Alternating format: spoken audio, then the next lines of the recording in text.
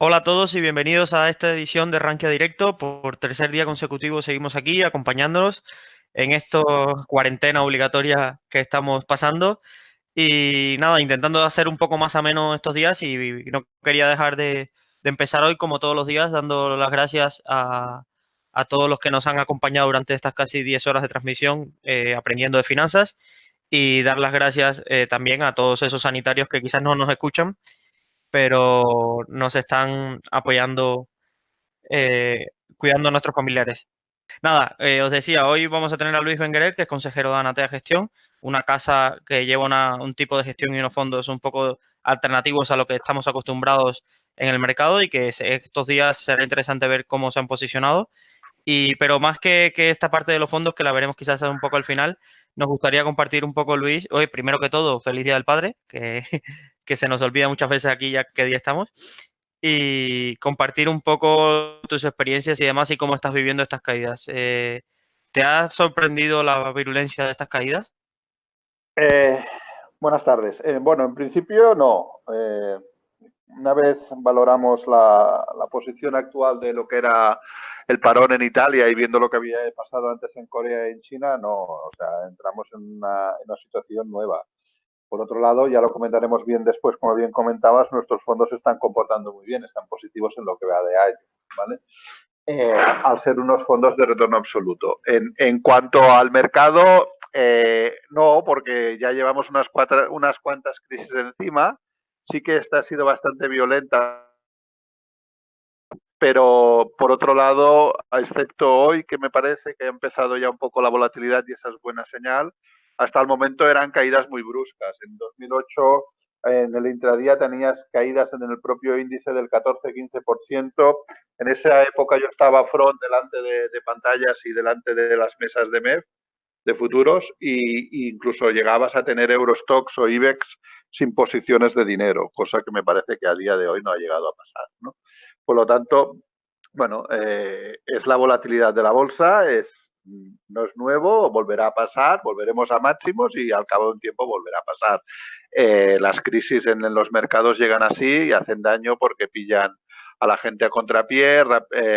Como en los últimos años hemos tenido algún sustillo y entonces entrabas y volvía a entrar dinero de los bancos centrales y la gente se confiaba, pues el que tenía algo de liquidez posiblemente se ha precipitado y realmente hay que han tenido paciencia y creo que saldrán ganadores muy ganadores con el tiempo. Sí, es una de las reflexiones. Ayer lo hablaba, anteayer con Enrique Roca y ayer con Fernando, que lo hablaba de que muchos, ante la primera caída de la semana anterior, con el titular de caída histórica de la bolsa española y de la bolsa americana, pensaban que se convertiría en un buen precio de entrada y al final esta semana está demostrando que aún puede ir aún más abajo. Sí, correcto. El problema es que, bueno, desde el 2009 venimos en un mercado alcista y cada pequeño retroceso un poquito ha entrado dinero y se ha ganado la vida, porque al final hay que recordar que este año vimos máximos históricos, ¿no? Pero esta vez, pues bueno, se han equivocado y no ha sido así, y pues posiblemente si no han mantenido liquidez se han enganchado. En el caso del mercado español hay que tener presente que ya el mercado estaba mal, o sea, mercado americano o el mercado alemán estaba en máximos históricos en lo que va de año. Había muchos índices a nivel mundial que estaban en máximos, mientras que el mercado español estaba retrasado, incluso con dividendos, ¿no? Y el ejemplo lo tenemos en acciones, las grandes acciones cotizadas de toda la vida, como Telefónica o los grandes bancos, lo muy castigados que han estado, simplemente porque como ya iban mal, lo que está claro es que cuando las cosas van mal, no podemos pretender que estas no vayan mal. Hagamos un poco de retrospectiva y un punto interesante que nos puedes transmitir hoy es cómo han ido variando un poco las crisis de tu perspectiva desde cuando estabas en el parqué, cuál fue las primeras así que recuerdas, hasta estas últimas que ya las ves, incluso en este caso confinado en casa. Sí, correcto. Pues mira, la primera que yo recuerdo fue en el 97, en los famosos tigres asiáticos, ¿vale? Pues, y llegué al parquet y recuerdo la cara de pánico que supongo que estos días tenía más de un inversor desde en su casa, la cara de pánico de los clientes. La verdad es que no me había enterado de nada yo la noche anterior, porque entonces no, Internet casi no existía y lo habían soltado algo por las noticias, pero no me había enterado. Y la gente pues fue en modo pánico. Es cierto que fue un tema de divisas y a la apertura entonces el mercado te permitía caídas máximas del 15%, lo que estamos viendo ahora en Estados Unidos, estas subastas, ¿vale? Pero en ese caso el mercado lo que permitía era caer máximo un 15% cada acción, no permitía caer más y entonces se quedaba en subasta hasta el día siguiente. Lo que pasó es que a media mañana, bueno, a mediodía se giró el mercado americano y una entidad muy importante, una caja entonces, ahora un banco, compró el primer gran paquete, se llevó todos los paquetes que había al 15% por abajo y entonces entró el pánico alcista y acabamos el día cerrando un 7. Luego la otra siguiente que me acuerdo fue, pues bueno, todas las famosas salidas en el año 2000 de las .com, guerras, etcétera, que yo creo que esas hacen más daño, porque al fin y al cabo, en el caso de las .com, y el ejemplo lo tenemos en Telefónica, viene bajista desde el año 2000, ¿vale? Y esas caídas hacen más daño, porque al final pueden llegar a caer igual o más que actualmente, pero durante más meses. Por lo tanto, acaban enganchando a más gente a diferentes precios. Hay una cosa que siempre se ha dicho en el parquet, al menos en el parquet de Barcelona siempre lo comentamos, que era promerdiar, ¿vale? Que era ir comprando mientras bajaba. Aquí yo creo que pocos han ido comprando mientras iba cayendo, mientras que si la caída es suave y al final de año acabas bajando, pues como estamos ahora, entre 30 y 35%, ha ido enganchando a más gente, ¿no? Y yo creo que en el 2000 hizo más daño, pues el ejemplo lo podemos tener en el caso Telefónica a niveles de, o incluso peores, France Telecom o Deutsche Telekom, que llegaron mucho más arriba de precios. France Telecom, si no recuerdo mal, llegó a 150 euros, ¿vale? Y luego la última teníamos la del 2007-2008, tuvimos un sustillo en 2007, el mercado lo ignoró, yo pensaba que esta vez sería parecido, porque no esperaba el coronavirus, esperaba una crisis más normal económica. Entonces, en 2007 tuvimos un sustillo, nos fuimos a máximos y luego vino cuando vino todo el follón, la caída de Lehman, la caída puntual de AIG, la compañía de seguros. Ahí esa semana vivimos una semana igual de pánico que actual y el problema era que los ETFs que ya estaban entonces cotizando y así estaban todos asegurados por AIG, por lo tanto no existía contrapartida y un caso porque estaba de front encima de la mesa y tenía clientes gestores y un gestor que tenía un ETF de Vietnam, bueno, que por caída del índice tenía que salir, no podíamos salir porque la horquilla era de cercana al 80% entre la posición BTAs, la posición de compra y de venta, y al final nos acabamos pusiendo a comprar porque le dije, oye, es que vender no podemos mal vender y porque estirar el dinero, pongámonos a comprar si nos dan al menos un 80 más abajo. La verdad es que estuvimos cerca de una semana los ETFs sin liquidez. Y ahora pues esta ya me la he mirado un poco más de lejos porque el estar en el consejo de administración y desde la gestora no estás ahí en front todo el día delante del mercado y tampoco creo que esta ha sido la primera, bueno, el 2007 ya fue la primera, pero igual sería la segunda gran crisis que sobre todo la ha vivido la gente en solitaria en casa, y no por el confinamiento, sino por Internet. Antes estos movimientos se vivían en el parquet y podías recibir la ayuda o el consejo de otros inversores o de brokers, ¿vale? Como era en mi caso cuando en el 2000 o así. Y en este caso, pues la vives tú solo ante las pantallas y supongo que tiene que ser más complicada para muchos inversores o traders. Esta crisis también tiene la peculiaridad, como dices, de que muchos la esperaban porque los mercados estaban cotizando en máximos históricos y que tocaba una corrección sana por lo que es el mercado y por lo que ha demostrado. Y llega un factor externo que se vio venir, porque también hay que decirlo. Es decir, no es que haya sido un virus que haya llegado de un día a otro de Asia aquí, sino que ya está dando semanas de lo conflictivo y yo creo que el mercado, como pensaba que se iba a quedar ahí en China y en el momento que ha saltado a Europa y a Estados Unidos, se ha creado la debacle por las consecuencias, porque al final no es irracional, al final está descontando lo que implica Europa cerrada, Estados Unidos cerrado y el comercio mundial básicamente colapsado también. Sí, correcto. O sea, lo que ha sido curioso, bueno, siempre pasa normalmente en el mercado, o sea, es cómo ha ignorado en primer momento la situación, ¿no? Incluso los primeros días de Italia. Yo creo que el mercado ya cuando se puso realmente nervioso era cuando ya fue el confinamiento general en toda Italia, ¿no? Pero sí, normalmente siempre lo hace. Esto, el mercado es un poco lo que comentábamos en 2007, 2008. Yo recuerdo perfectamente que en 2007, que entonces no había tantas redes sociales, no, creo que ni había, ¿no? El comentario de algún gestor americano hablando con él de Pufón 2007 en verano, cuidado que el sistema financiero americano estaba quebrado, y los índices se fueron a máximos y todo no reventó hasta el cabo de un año, en 2008, ¿no? Entonces, normalmente siempre pasa igual, es aquello famoso que después con el visto, con el tiempo, siempre dicen que han acabado de colocar el último papel, ¿no? Y en el caso actual, pues hemos vivido un poco la misma situación. Como bien comentas, nadie puede decir que no se veía venir y que no podíamos estar preparados porque veíamos que iba saltando de país en país, y al mercado pues le ha costado reaccionar. Y bueno, y ahí estamos. Incluso ahora me estaba mirando un poco la deuda que hoy lo que ha hecho el Banco Central y veo que no ha servido casi de nada, ¿no? Sí, para Porque titulares de los periódicos ha servido. sí, a primera hora de la mañana, al final, yo creo que no es un problema de liquidez. Liquidez en los mercados, bueno, llevan 11 años enchufando liquidez a los mercados. No ha habido nunca ese problema de liquidez, pero veo que en el caso del bono español aún lo hemos salvado hoy la jornada, pero en el caso del Bund, el bono alemán, pues ha ido otra vez, incluso ha hecho máximos por encima en cuanto a rendimientos, que es mínimos precios. Por lo tanto, veo que, bueno, esto es que no es un tema, yo creo que no es un tema de liquidez. Esta crisis creo que es más complicada de las otras porque no es un tema de liquidez como han sido la del 2008 o en el caso del .com, que era un tema de burbuja tecnológica.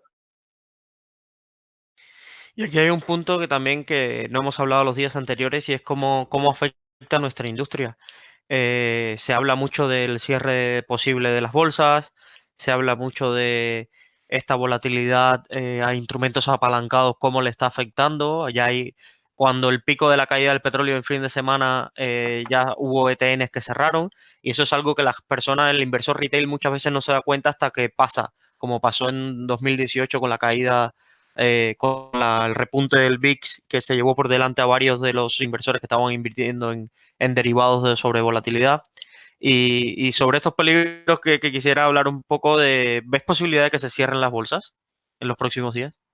Yo creo que no, y además es que no soy partidario de cerrar las bolsas. Creo que es un error.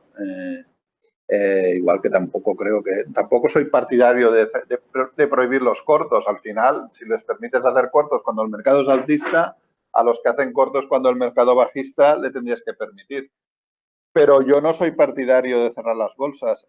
Yo que recuerde, se cerraron en 2001 cuando los atentados del 11S simplemente por un tema más técnico. Es decir, al lado de las torres estaba Lehman, precisamente, había me parece, y había un par o tres de grandes brokers que no pudieron operar, y además me parece que el sistema informático por ahí cerca tenían dos servidores y uno de ellos estaba ahí en la zona. Por lo tanto, era un tema más técnico que no cerrar las bolsas, y solo hace cerrar la americana, que no cerrar las bolsas por el atentado, ¿no? Por lo tanto, yo creo que no. El mercado hay que ser conscientes que lleva subiendo 11 años en general, y lo que ha hecho Estados Unidos, si lo miramos en gráficos logarítmicos a largo plazo, las caídas no son grandes, o sea, no son tan exageradas como hemos vivido otras veces. Por lo tanto, yo no soy partidario de cerrar los mercados, nunca lo he sido, porque al final hay que recordar que puedes asumir una pérdida del 5, el 10, el 20 o actualmente el 30% en índices, pero te provoca liquidez como inversor. Si como inversor tienes a día de hoy te puedo asegurar que si quieres vender un piso no creo que lo vayas a cerrar en los próximos meses, ¿no? No porque no se venda, simplemente porque la situación actual de parada, pues lo único que te permite crear liquidez rápida son los mercados. Si cierras los mercados evitas esta liquidez a los inversores, ¿no? Por eso no soy nada partidario de cerrarla. Y en el caso del Bren, incluso considero que es bueno esta caída. Nos ayudará a recuperar la economía el día que podamos volver con tranquilidad a la calle. Hagamos un poco de pedagogía y tú que lo has vivido en primera persona, ¿cómo han evolucionado los cortos en bolsa? Es decir, desde el primer momento de que tu experiencia existían, ¿cómo han ido evolucionando y qué papel hace un corto para dar liquidez en el mercado? Eh, bueno, tanto en mercados alcistas como en mercados bajistas, yo recuerdo que cuando yo entré en bolsa había una entidad que se llamaba Bancoval, que luego pasó a llamarse Dexia y que ahora depende de Inversis, pero ya la entidad no tiene la misma función. En Bancoval era una función que te prestaba títulos, ¿vale? O sea, tú te querías poner corto en una acción, ibas a Bancoval y pagabas un tipo de interés para prestarte para que te prestaran estos títulos, ¿vale? Y lo podía hacer cualquier cliente. A día de hoy esto se hace a nivel institucional, el cliente pequeño no tiene acceso, tiene otras herramientas, ¿no? Luego, con el tiempo, esto pasó a, bueno, sobre todo también en esa época, te podías poner corto con futuros sobre acciones, ¿vale? Que había, siempre en el mercado español han sido poco líquidos, ¿vale? Y luego con el tiempo fue evolucionando y ahora pues salieron los CFDs para poder operar, la gente puede ir tanto con larga como con corta, pero siempre pasa pequeño, por cómo va, siempre que es un producto apalancado te cobran un tipo de interés y por lo tanto pues son inversiones más a corto y largo plazo. Para el institucional sigue siendo lo mismo. Cuando un institucional se quiere poner corto, básicamente habla con otro institucional que tenga cartera a largo plazo esas acciones y que por lo tanto no tenga ningún tipo de interés en venderlas y asume el riesgo de vender pagando un tipo de interés. Sí que ahora todo parece muy bonito para los cortos, pero hay que pensar que esto es un poco como las opciones, ¿no? Cuando tú compras una opción, sea una call o una put, al comprar pagas una prima y sabes lo que vas a perder. Cuando la vendes, pues la pérdida puede ser infinita. En el caso de los cortos, pues tenemos un ejemplo muy reciente, el caso de Tesla, ¿no? En su momento, es que yo creo que siempre hemos tenido un Tesla, en su momento fue BMW en el 2007-2008, ¿no? El mercado lo detecta, empiezan a tirar y te obliga a cerrar cortos porque no puedes asumir las pérdidas, aunque el precio del valor pues no sea ni el real ni mucho menos, ¿no? Y lo vivimos en Tesla y en el 2007-2008 lo vivimos en Volkswagen, que en esa situación incluso llegó a ser la empresa de mayor capitalización del mundo y arruinó a la segunda persona más millonaria de Alemania, que llegó luego al cabo de un tiempo de suicidarse por la gran pérdida que tenía en posiciones cortas con Volkswagen. Por lo tanto, el que va corto siempre asume más riesgos que el que va largo.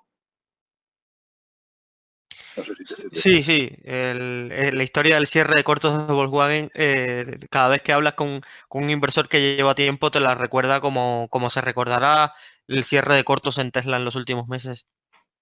Exacto, es un poco, yo creo que parece que sea un indicador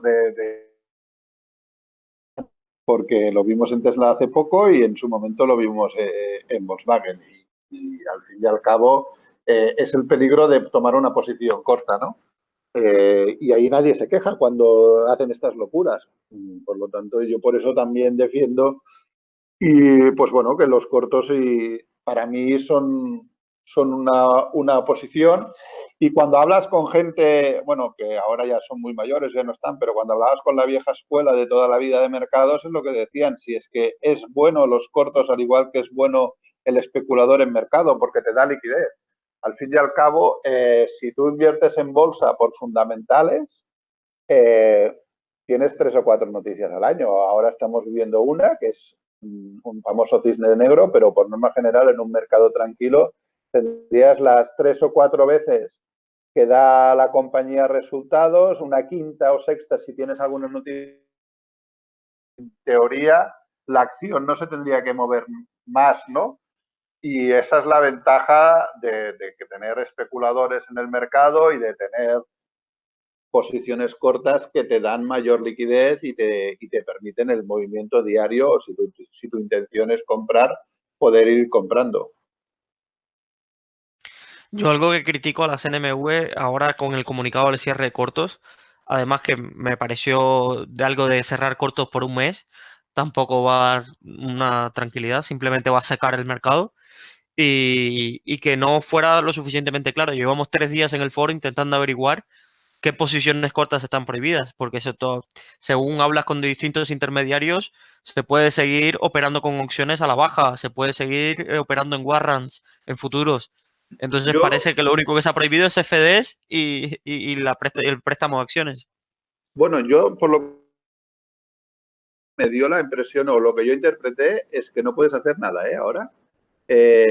Yo he estado, ya te digo, 18 años broker y entre ellos era broker de EMEF, por lo tanto, en esta situación, yo te diría que yo, como broker, si estuviera en la mesa aún, no permitiría hacer rollover, ¿vale?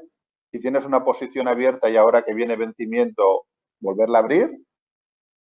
En opciones seguramente tendría conflicto, ¿vale? Pero en futuros no tanto. Y luego, pues en el caso de renta variable, no te dejan abrir posiciones y en el caso de CFDs, el problema de los CFDs es que si depende, si es creador de mercado, es muy posible que no vaya ni a mercado la posición, ¿vale? Por lo tanto, no estás afectando al mercado. Si es TMA, puede ser o no puede ser que esté cubriendo esa posición. Y muchos de estos extranjero. No sé hasta qué punto el regulador puede controlar esas posiciones. ¿Vale? Ahí, francamente, tampoco creo que sea eso lo que realmente esté presionando un mercado a la baja, porque hay que ser muy consciente que el minorista estas posiciones no afectan al mercado. O sea, las posiciones de verdad es cuando te viene un gran hedge o te viene un gran fondo a vender porque ha pedido los títulos prestados y tiene el papel para vender. La operativa es igual, es igual que cuando eres cuidador de una acción, ¿no? Yo que estuve años siendo cuidador de alguna acción, en el caso de venta, la operativa es la misma. Cuando eres cuidador tienes el dinero y papel. Pues ahí tienes el papel y dinero para comprar más abajo. Si se despara muy abajo, vuelves a recomprar, menos cuando estamos en situaciones de pánico y vas moviéndola, vas pudiendo vender. Tú tienes el papel porque si te vas subiendo para ir metiendo paquetes y lo vendiendo. Por lo tanto, tema institucional realmente yo veo que no un tema de minorista. Lo que pasa bueno, siempre ha pasado. En el 2008, si no recuerdo mal, también salió la prohibición de vender cortos. En ese caso, sobre todo, empezaron con las inmobiliarias y después el sector bancario para acabando aplicándolo a todo el mercado. Luego ya se permitió y luego sí que lo que sí que afecta, sobre todo, es en el intradía, ¿no? Que eso también leí a partir del escrito que vi que publicabas tú, que comentaba que no se permitían los cortos intradía. Ahí sí que es verdad que ciertos traders que saben mover bien el mercado y al final de día cierran la posición, por lo tanto no se quedan ni largos ni cortos, pero durante el día pueden llegar a mover mucho volumen y el hecho de empezar vendiendo y presionando, como se ponen a comprar más abajo, ahí sí que realmente pueden afectar a la cotización, ¿no?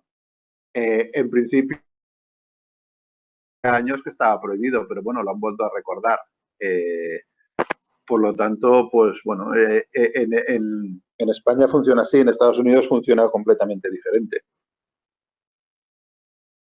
Hay un punto que quisiera debatir contigo, que ayer lo hablaba con Fernando y con Enrique, y que ha habido pocos lugares o pocas compañías en las que refugiarse eh, para, para evitar esta caída, para servir de valor refugio. El oro no ha funcionado, criptomonedas no ha funcionado.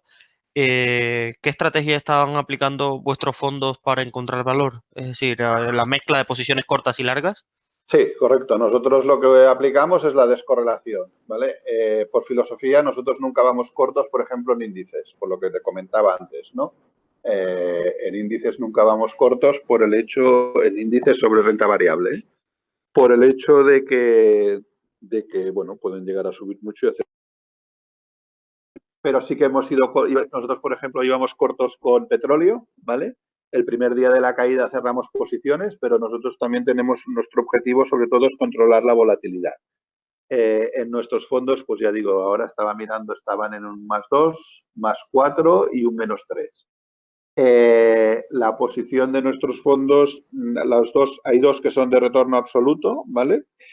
Y su objetivo en uno es mucha diversificación de productos diferentes estrategias dentro de los propios productos, ¿vale? Para ir completamente descorrelacionados con los índices. Por lo tanto, nos da igual lo que hagan los índices. Y cuando se dispara la volatilidad, también por folleto, cerramos posición. En ese caso, por ejemplo, en el caso del crudo, cuando la caída tan fuerte, como se nos disparó la volatilidad, nosotros cerramos posición. Bueno, sumamos toda la caída más la posición que ya llevábamos tomada, pero cerramos la posición por el simple hecho que aunque el sistema nos seguía hablando de que teníamos que seguir estando en posición vendedora, aunque vengan rebotes como actualmente, por volatilidad nos obligaba a cerrar. Y es lo que nos está pasando estos días en según qué cosas, también en renta fija o así, hemos tenido que hacer cambios por temas de volatilidad, ¿vale? Yo creo que aquí ha sido el secreto, porque como bien comentas, refugio no ha quedado nada, básicamente porque creo que es una crisis completamente diferente. El mercado ha ido a recuperar esa famosa liquidez que tenía desde hacía tiempo, pues a hacerla en cash y nunca mejor dicho, pues el rey era el efectivo, ¿no? Y en nuestro caso, pues la verdad es que nos ha ido muy bien y el fondo que lo tenemos negativo es porque tiene muchas más acciones en ese caso y aunque se ha estado, y la parte de que estaba más en posiciones de retorno absoluto le ha restado las caídas tan fuertes, pero sí que las acciones al final le ha hecho un poco de daño. Desde el, Básicamente lo que yo creo que demuestra. Dime. Lo que yo pienso que la termina. gente. Sí, lo que yo pienso que la gente ha aprendido esta vez, sobre todo según qué tipo de inversor o de trader, es el famoso stop. Siempre hemos dicho que los stops están para que salten y para olvidarse, ¿no? Y aquí, pues yo creo que a mucha gente se ha despistado o no los ha querido usar, ¿no? Hay un punto también que quizás que creo que es la primera crisis que pilla en edad inversora a los millennials o a este tipo de generación de Twitter, de inversor de Twitter con sus tesis de inversión y sus grandes tesis de que todo sube y yo creo que ese sector, las caídas, sobre todo en la copia de los grandes inversores value, ahí es donde están haciendo verdaderos destrozos en las carteras particulares, porque al final el gestor siempre tiene su tiempo, no tiene prisa Bueno, yo por... creo que aquí sí. Sí, Yo sí, sí. creo que hemos pillado no tiene por qué ser millennials, una generación, 11 años de gente que el mercado siempre ha sido alcista, ¿vale? Y por lo tanto, pues no ha sufrido lo que es una corrección de verdad, como la que estamos sufriendo ahora y que no tiene por qué haber acabado, ¿no? Y por lo tanto, pues está aprendiendo que el mercado no siempre es alcista y que da juego. Entonces, por un lado, tenemos la parte de inversión pasiva, ¿vale? Ahí estos días no se habla de ellos. Bueno, habrá que analizar con el tiempo a ver cuántos han aguantado, cuántos han huido, ¿vale? Y cuántos, porque normalmente lo que acostumbra pasar es que la gente se va tarde y entra y luego también entra tarde, ¿no? Cuando ya ha superado el precio que se fue. Entonces ahí por una parte será interesante después con el tiempo evaluar cuánto dinero salió y cuántos inversores se fueron. Y por otra parte está el tema, como comentabas, value. A ver, yo soy más de fundamentales que de value, ¿vale? Pero en el caso de value, pues bueno, considero que llevan ya 2 años que el mercado se lo ha puesto mucho más difícil. Al fin y al cabo estaba subiendo, no subía todo en el mercado, como bien sabemos todos, estaban los índices en máximos, pero cada vez eran más, y lo habíamos estado comentando por redes, eran X empresas las que subían y tiraban de los índices y no arrastraban todo el mercado. También es cierto que igual es un buen momento para comprar value ahora, al fin y al cabo, y sobre todo mantener las posiciones. Si han hecho bien su trabajo los gestores, cosa que no pongo en duda, son compañías que a medio y largo plazo volverán a recuperar, ¿vale? Por lo tanto, posiblemente si una compañía tenía buenos números y ahí tanto te puede servir el value como el fundamentales hace 3 meses, puedes posiblemente pero que vuelva a crecer dentro de medio año, un año o 2 años. Por lo tanto, posiblemente es el momento de ir sacando la caña y empezar a pescar en según qué compañías. En el caso americano, yo creo que tampoco la caída de lo que hablábamos, como llevaba mucha más subida, tampoco no ha sido tan grande como en el caso de Europa, ¿no? Igual porque también sabemos que los mercados se mueven mucho por psicología y ellos aún ven como un poco lejos el coronavirus, ¿no? Y el parón que se está pasando en Europa. Pero bueno, al final en río revuelto ganancia de pescadores, como dicen, ¿no? Y yo creo que es un buen momento para empezar a analizar, en el caso de fundamentales, compañías, descontando que puedan bajar el dividendo, pero que a medio y largo plazo pueden ser interesantes. Y no tiene por qué ser comprar ya, pero empezar, o como empezar a picotear una parte, repartir y ir acumulando y manteniéndote precios de decir, bueno, pues si llega a este precio más abajo, compraré otro tanto y si llega, ¿vale? Partiendo de que en el momento de pánico ya sabemos bueno, que se viven verdaderas animaladas.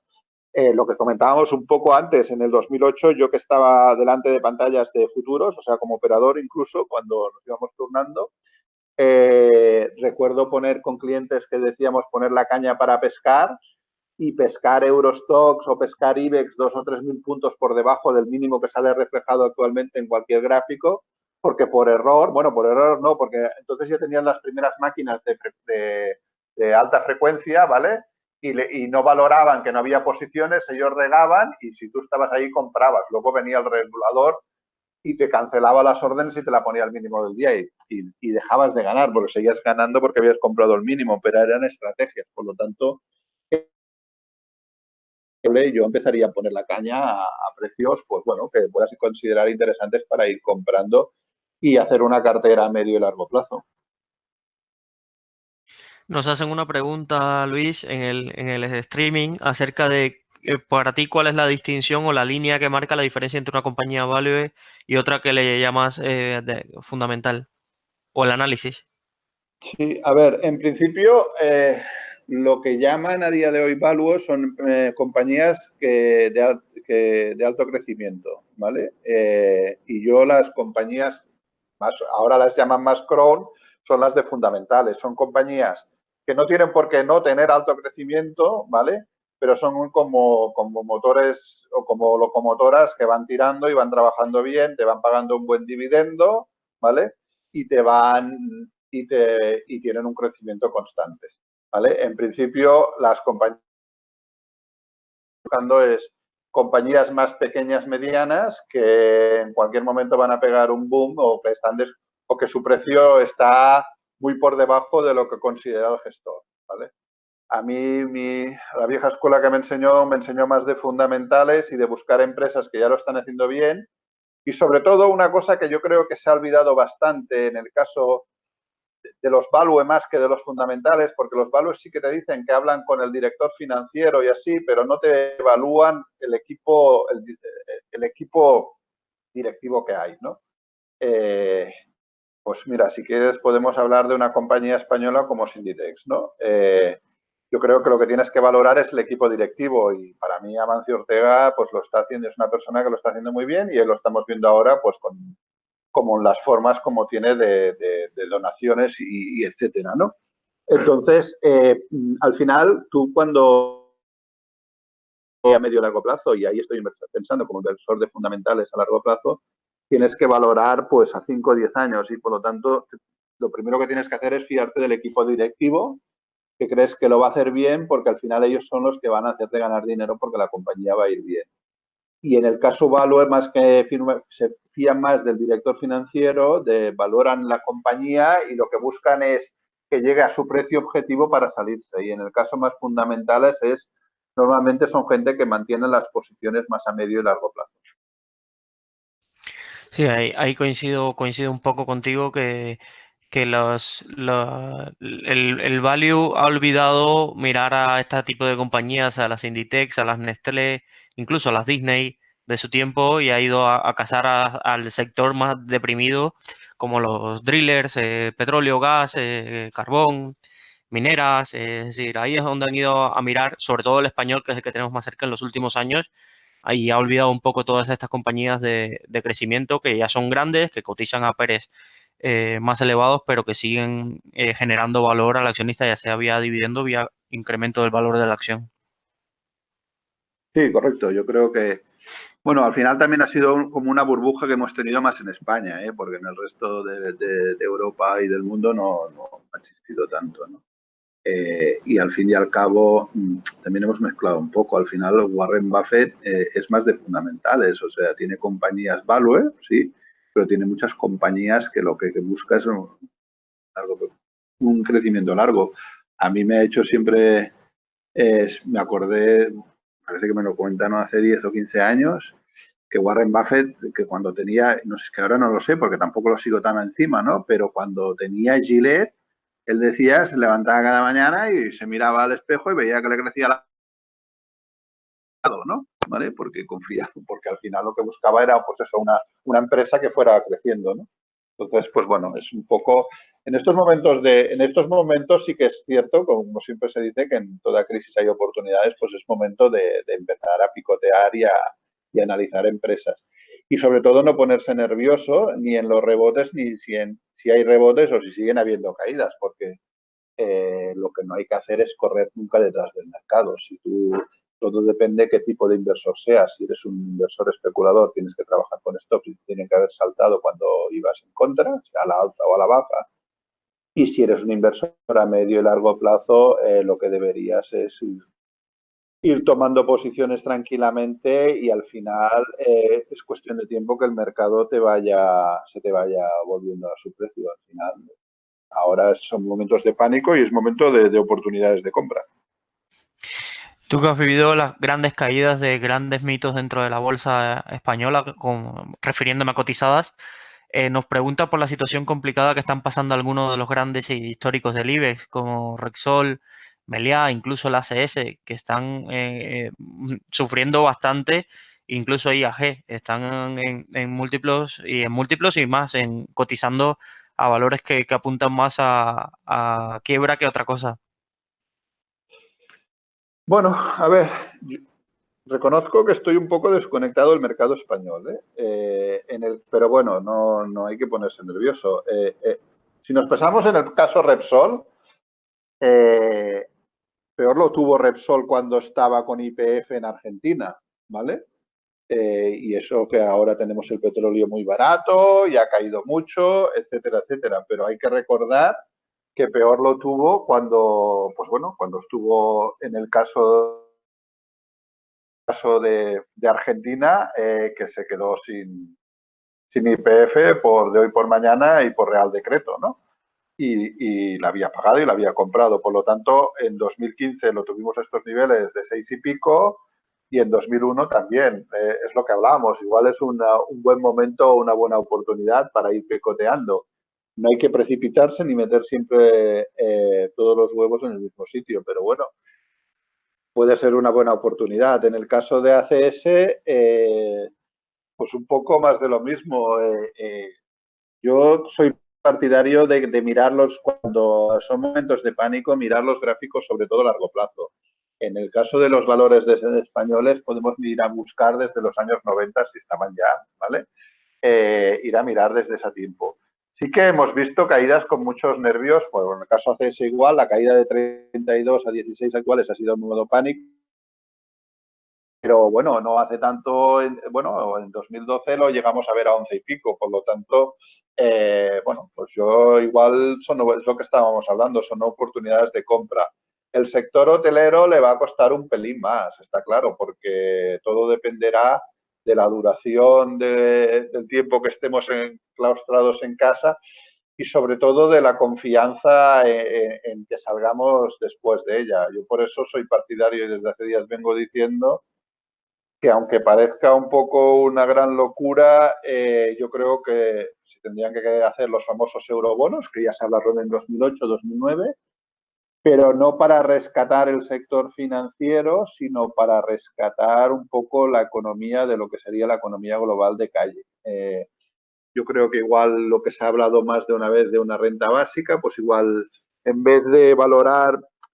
En esta situación actual yo creo que es difícil valorar quién está entrando en riesgo de quiebra particular o quién no, porque hay muchos autónomos o hay mucha gente pues, que lo puede estar pasando mal o lo podrá pasar mal. Hemos visto hace 15 días, si no recuerdo mal por fechas, en Hong Kong se ha dado $1.300 a cualquier persona mayor de 18 años.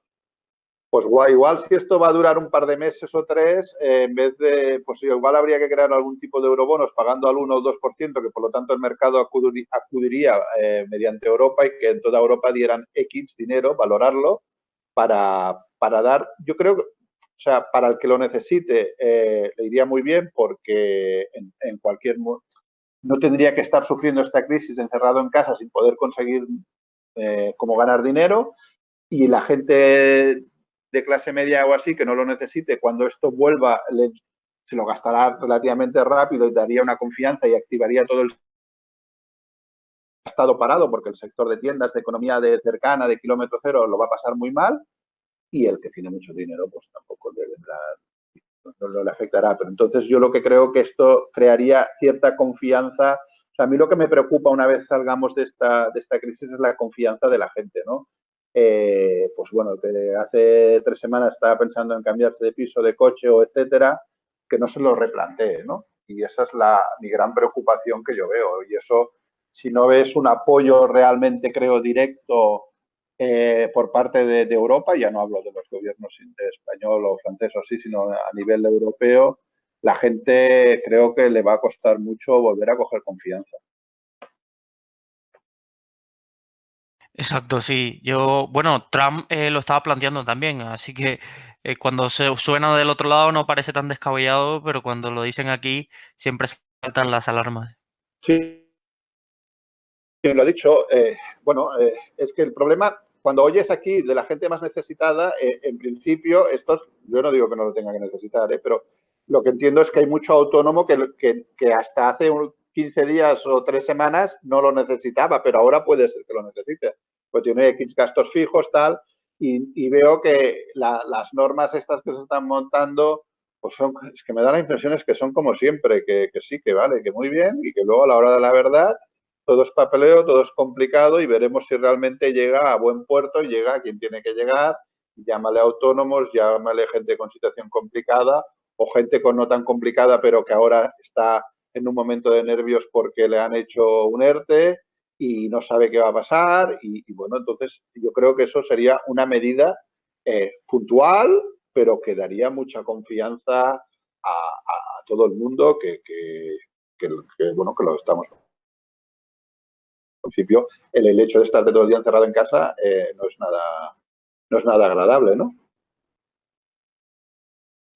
Exacto. Y ya para ir terminando esta tertulia, ¿cómo ves el futuro? Es decir, tranquilízanos un poco acerca de, a ver, esto también pasará, yo lo tengo claro, pero sinceramente me preocupa un poco más incluso que la epidemia y todo lo que pueda pasar, aunque estoy muy preocupado por el alcance que está teniendo en España. Hoy miraba que en Italia ya hemos superado la cantidad de muertos que tuvo toda China, que esos son números que cuando veíamos China pensábamos que eran impensables, ya Italia va por ahí.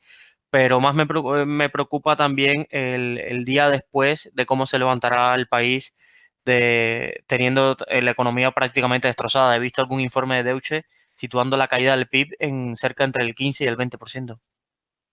Bueno, por eso eurobonos y todo el tema de la renta, ¿vale? Yo creo que si nos miramos la renta variable en los mercados, ¿vale? Por perspectiva de otras veces, no veo una recuperación en V. O sea, yo no veo que de aquí a fin de año volvamos a estar en máximos, ni mucho menos, ni cerca. Creo que lo más positivo es que se frenase la volatilidad, entonces empezase un poquito lo que pasó en 2008, ¿vale? Al final se paró la volatilidad del mercado y empezó un goteo que duró medio año. Bueno, pues ya me doy por contento que la cosa se relaje y es igual, que entremos en un mercado bajista de goteo de 5 meses, medio año, que es el tiempo que realmente se valore lo que va a costar y el parón, ¿no? Y entonces luego, poco a poco, una vez, pues bueno, como fue en 2009, se llegó a marcar entonces ese mínimo, y luego sí se rebotó y ha ido dando sus bandazos el mercado. Yo creo que eso sería lo más antes de buscar un rebote o una salida en V que necesitamos que la cosa se relaje y deje de bajar con esta volatilidad y con esta fuerza. Una cosa es que vaya boteando como cuando el mercado es alcista y ha ido subiendo poco a poco y la otra cosa es esta volatilidad. En el aspecto económico, bueno, yo siempre he dicho que de China hay que recordar que es una dictadura comunista y por lo tanto pongo en duda todos los números. Amigos analistas que están ahí trabajando y que trabajan todo el sudeste asiático de compañías alemanas siempre me lo recuerdan. Ten presente que no te puedes fiar, por lo tanto habría que ver realmente. Pero sí que es cierto dos cosas importantes. Salió en el New York Times hace 3 semanas o una cosa así que, bueno, que China encerró, bueno, lo mismo que estamos ahora, pero nosotros estamos semi-encerrados, ellos lo encerraron 100% a más de la mitad de la población, 760 millones de personas. Y fue la manera de al menos intentar parar. También es cierto que en el epicentro aún están encerrados. Y por otro lado, bueno, aquí, pues bueno, yo creo que por eso que no será fácil. Es que al final es un tema de confianza. La crisis.com afectó a poca gente, afectó a los mercados, pero afectó a poca gente en la calle. La última crisis, si la miramos globalmente, y ahí ahora puede crear conflicto, porque en España afectó mucho más, porque tuvimos la parte financiera arrastrando por el gran boom inmobiliario que se creó antes, y ahí afectó a mucha más gente de la calle, ¿no? Pero si lo miramos en plan global, la crisis del 2007-2008 tampoco afectó a tanta gente de la calle. Y me refiero en plan global más en zona euro, zona Estados Unidos, ¿vale? O afectó más puntualmente. En este caso estamos ante una situación nueva. Todo parado y no sabemos cuánto tiempo vamos a estar todo parado y sobre todo no sabemos cómo saldremos una vez vuelva a arrancar el sentimiento, el consumo y la confianza, cómo lo llevarás. Ese es el hándicap que yo veo. Por lo tanto, pues bueno, ahí ahora entro en autopublicidad. Claro, pues a nosotros ahora nos ha ido bien los fondos porque hemos podido demostrar que la descorrelación y la buena programación, porque estaba todo hecho retorno absoluto y cuantitativo, que lo que significa es que el gestor no tiene que ponerse nervioso porque está todo parametrizado y funciona automatizado, pues nos ha ido bien porque de cara a nuestros clientes están encantados. O sea, incluso son productos que luego cuando la bolsa subía no subíamos tanto, ¿vale? Pero lo que te dan es cuando ha caído, pues al menos tu cartera no está cayendo de la misma manera porque tienes un producto que te está frenando la caída. O sea, es un producto bueno para diversificar. Creo que la gente lo que ha aprendido ahí es, pues bueno, aprenderá es la diversificación que tienes que tener siempre en bolsa, igual que en la planificación financiera de cualquier persona. Ya pregunta más personal, ¿cómo llevas estos días de encierro? Bueno, yo bien, porque yo desde que trabajo en Anatea trabajo desde casa, ¿vale? Por lo tanto, bueno, me he cerrado todas las reuniones y tal. También reconozco que soy un privilegiado porque no vivo en Barcelona capital, vivo en un pueblo en las afueras y por lo tanto mis vistas son al mar. Tengo un poco de patio, o sea que está muy bien. Y más preocupado porque mi mujer sí que trabaja en el sector alimentación y ella sí que tiene que ir cada día ahí tapada con máscara y todo, pues bueno, para poder dar el servicio, ¿no? Y, bueno, paciencia, es cuestión de paciencia. Por mi parte, no creo que no hay que salir o hay que salir lo mínimo para intentar si no estar infectado o si estás no ir repartiendo el virus por todos los lados, ¿no? Algunos consejos que llevas teletrabajando algún tiempo, algunos consejos para lo que empezamos ahora y se nos hace complicado. Bueno, yo ya he dado algunos amigos del sector, ¿vale? Sobre todo, bueno, aquí el hándicap ahora sí tienes niños, ¿eh? Porque yo tengo mi hija por aquí, entonces es otro hándicap, ¿no? Pero si no, sobre todo es no concentrar, o sea, hay que tener presente, yo cada media hora haría un parón de 4 o 5 minutos. Cuando estás trabajando en un despacho, siempre tienes pequeñas distracciones. El problema es que cuando te metes en casa te puedes pasar 4 o 5 horas y no te distraes y es peor. Por lo tanto, pues levantarse, pasillo arriba, pasillo abajo, al menos cada media hora. Si hablas por teléfono o andando, yo cuando hablo por teléfono en casa siempre ando, me muevo por el pasillo y así para estar un poco más desconectado y marcarse un horario. Bueno, no ir con pijama, eso es sagrado, o sea, es lo peor que puedes hacer. Y marcarse un horario, mantener la rutina, levantarse como si fueras a trabajar igualmente y marcarte un horario, igual que también te tienes que marcar un horario de cierre, porque claro, si no, también a veces estás aquí que son las 10, las 11 de la noche y sigues trabajando, ¿no? Entonces, en estos días de pánico de bolsa es más normal que hagas más horas, pero cuando vuelva la tranquilidad y así, sobre todo para mí es marcarse un horario. Sí, yo creo que esto que comentas del horario para mí es lo más complicado. Me doy cuenta que estoy haciendo más horas aquí Sí, desde que estoy en casa que en la oficina. es correcto, ¿eh? Yo al principio cuando empecé así, mi mujer me decía, pues te pasas 12 o 14 horas pegada aquí en la pantalla. Por eso digo que lo importante es marcarte un horario y sobre todo también que a veces no nos damos cuenta. Cuando estás en la oficina, los fumadores o los cafeteros van a hacer el café o el cigarrillo, pero eso es un momento de desconexión, ¿no? O si no eres ni fumador ni cafetero, viene alguien y comentas algo, ¿vale? Y ese comentario te, te relaja esos 4 o 5 minutos, ¿no? Por lo tanto, si estás solo y estás aquí solo trabajando y no tienes llamadas, por eso digo, cada media hora, una paradita de 5 minutos, paseas pasillo arriba, pasillo abajo, lo que tengas que hacer, te vas a ver un vaso de agua, lo que sea, pero parar, hacer esos parones de 5 minutos, porque si no, yo me acuerdo que, bueno, es que acababas y veces tantas horas ahí concentrado con dolor de cabeza, porque te llevabas 3 o 4 horas que no levantabas la cabeza de las pantallas, ¿no? Y bueno, si tienes niños, ahí sí que mucha paciencia, porque realmente igual los horarios tienes que empezar, puedes empezar a primera hora y tal, y puedes combinar que ellos están durmiendo, pero claro, es mucho más complicado y hay que tener mucha paciencia. La mía, como ya tiene 14 años, pues se pasa el día, suerte de internet y de los Skype y los Teams y los Zoom que montan ahí unas conferencias entre todos que están distraídos. Exacto, yo aquí tengo que conviven conmigo también la hija de un amigo pequeño y la verdad que ese un poco hay que tener un poco de paciencia y organizar un poco para que ella se divierta y la que no lo pase mal, que tantos días encerrados un niño no lo entiende, por mucho que se lo expliques, un niño pequeño no lo entiende. No, no, es complicado, es complicado. Es una situación difícil. Pues nada, Luis, muchísimas gracias por habernos dedicado esta hora. Espero que nos veamos en otro escenario que no sea este y sea mucho mejor en alguna de las quedadas, como ha solido acudir en las próximas. Para los que nos escuchan y nos escucharán luego, pueden seguirte en las redes sociales o contactar contigo a través de Natea Gestión. Y nada, un placer como siempre que hayas compartido este rato con nosotros.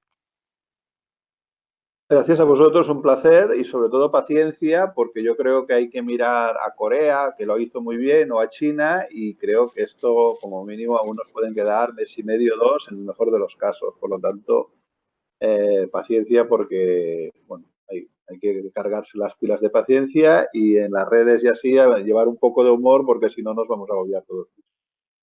Exacto. Despido el programa Rankia Directo diciendo que mañana tenemos la última emisión de la semana y de donde estarán mis compañeras de los departamentos de ahorro y financiación, que quizás ese es un punto de lo que está olvidado, pero ante esta posible crisis que tendremos, las opciones de ahorro y todo el tema de hipotecas, toda la moratoria que ha establecido el gobierno al pago de las hipotecas y demás, estarán analizando todo esto en una programación especial mañana.